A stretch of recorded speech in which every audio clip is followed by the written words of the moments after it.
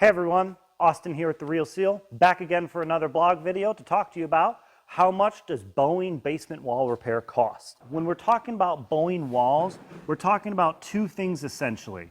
One is when you have a cinder block wall that starts to bow in the middle. I'm going to exaggerate it here. The footing is down here and the wall is here. Those mortar joints allow the wall to move more symmetrically and bow out.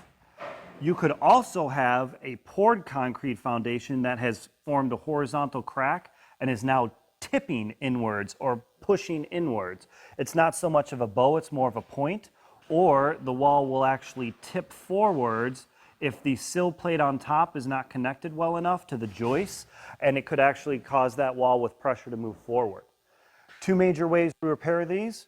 For both of them, we can put carbon fiber straps right on the front of the wall, and as long as that wall is under 3 inches in inward movement, those carbon fiber straps will hold it with a lifetime warranty. Now, if you're over 3 inches of movement, that's going to entail wall plates and pushing the wall back.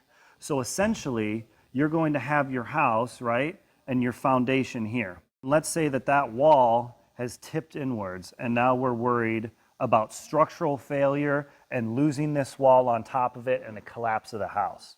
What we'll do is we'll dig out. So this is all dirt, and we'll dig the foundation wall to allow it to move, and then we will drill threaded rods through the foundation to another dugout trench. We'll put a plate out here to capture the weight and a plate on the inside. And then if you're looking at the wall from the inside, these plates will be spaced roughly 4 feet apart, maybe a little bit closer. And those are the rods. And so that'll be all along the wall, and then these plates will be all along in the trench that we dig outside.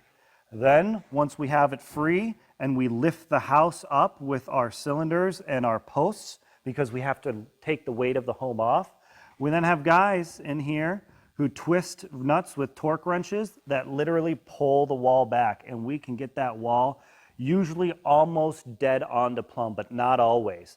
The problem is it doesn't always move back the same way. It can catch on the house up here. They maybe did something outside with utilities, AC, that give us problems on getting it perfect. But we'll get it all the way back to structurally sound so that you can rest assured that your foundation is good for years to come. A cost per plate and a cost per carbon fiber strap. Each one costs roughly $900 to $1,000 depending on the height of the foundation and the access. So if you have a 40-foot wall, the plates need to be 4 foot in between. You're going to think roughly around 10 plates or carbon fiber straps. You're probably looking at about $10,000 to do a wall repair if you've got a 40-foot long wall, ballpark-ish.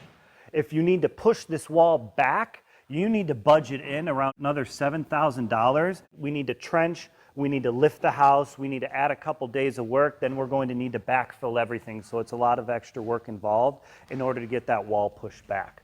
So for a 40-foot wall pushed back, you're looking roughly around $17,000. Again, these are ballpark figures to help you get where you need to be, but it can get you a sense of what you're dealing with. And if you want to get an exact number, just give us a call over at The Real Seal, where you know not everything's better when wet.